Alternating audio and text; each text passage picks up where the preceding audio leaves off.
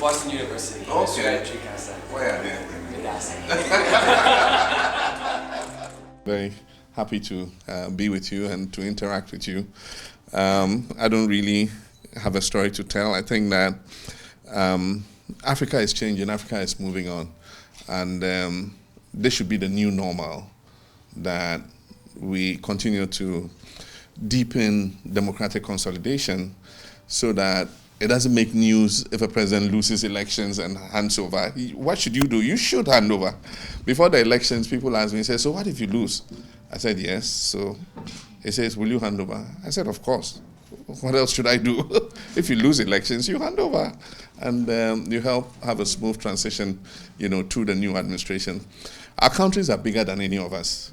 And politicians will come and go, presidents will come and go. Our countries would, outlast us. Our next generation, our children will take over, our grandchildren will take over and continue the positive work that we do. History teaches you the history of the world and mankind. And you realize that this world is millions and millions and millions of years old. And that mankind has a history of evolution from Australopithecus and all that to where we are today.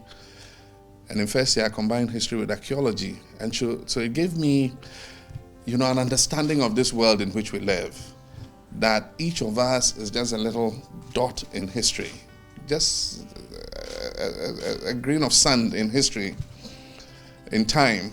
And so somebody asked me, but why has Ghana been so successful in consolidating our democracy? And I always say that it's because of our experience.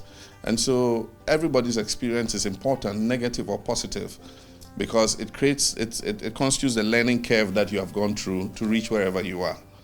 And so all the coup d'etats that we went through are part of the experience that have brought us to the mature democracy that Ghana practices today. No part of the world can isolate itself from the other. I mean, you can't build walls around.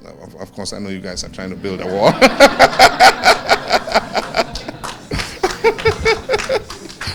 I know you guys are trying to build a wall, but you can't build walls and shut the rest of the world out. You can't. Ebola struck in West Africa. In weeks, it was here in the United States. Cases of Ebola, from West Africa were discovered in the United States. No part of the world can isolate itself from the rest of the world.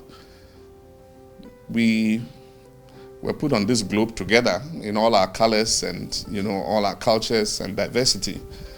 And I believe that this kind of wave of populism and xenophobia is a passing phase.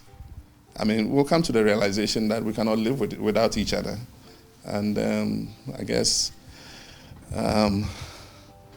we'll do well. We'll continue to do our part in Africa to make sure that we improve the lives of our people. And I think that Africa is on the right track. And I'm always happy to interact and share my thoughts. And I think I'll leave it here. Thank you very much. I was going to ask you if that doesn't sound familiar. There's a very popular drama with Nigerians. Yeah.